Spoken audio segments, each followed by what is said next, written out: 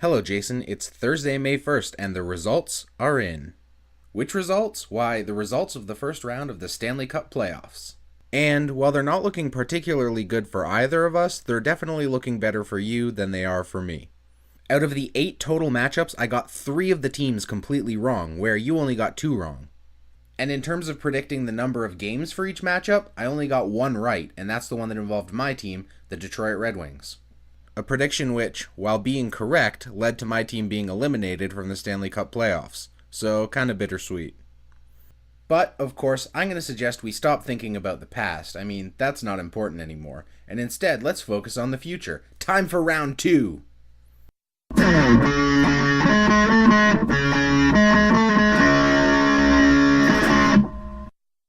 Now, at this point, I'll openly admit my ignorance towards picking teams in round 1. I pretty much just looked at what seemed like it was going to be right, and chose that.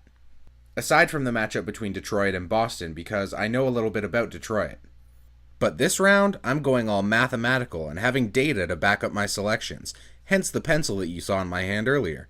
So without any further ado, let me run down my selections for round 2 of the Stanley Cup playoffs. When calculating my selections, I looked at 4 things, or rather, 2 statistics from both sides of each game. I looked at the number of goals scored, both by the team and by the opposing team, as well as shots on goal by the team and the opposing team. Using these datasets, I came up with a percentage for the successful goals of each team and the successful saves of each team. Because hockey is really about 2 things. It's about getting the puck at your opponent's net and stopping the puck from going into your own.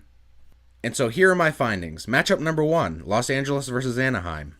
In round 1, Anaheim scored goals about 12% of the times that they shot on the net, which is actually relatively high. And they managed to prevent about 90% of shots against them from going into their own net. Their second round opponents, the LA Kings, had a slightly lower shot success rate at 11.7%, but also a slightly higher save rate at 91.1%, so the advantage in this round goes to the LA Kings, who I think will win in 7 games. Next, we have Chicago versus Minnesota. Minnesota has a success rate of about 9.4% of shots, and a shockingly low defensive rate of 88.5%. Their opponents, Chicago, have a success rate of 10.8%, and a massive defensive percent of 93.5%. So I'm giving this matchup handily to Chicago in 5 games. Next, we have New York at Pittsburgh. New York's success rate is 8.6%. And their defensive rate is 91.1%.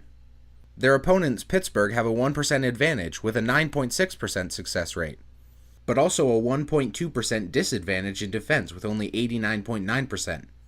So with a difference between only 0.2%, this matchup could really go either way, but I'm going with the statistical advantage here, and saying that New York will win the matchup in 7 games. And at last, we come to the matchup that, let's be honest, everybody is talking about. Montreal versus Boston. We have the underdog home Canadian team versus the juggernaut that is the Boston Bruins. Now, in terms of successful shots on goal, Montreal has a significant advantage with 11.6%. And they actually have a really decent save percent at 90.4%, which may cause problems for Boston, who have a successful shot on goal percent of only 8.7%. Now, before I share with you this next statistic, you should probably sit down, because it's a little bit shocking. If you've been paying attention so far, you know that the highest save percentage has been the Chicago Blackhawks, with 93.5%.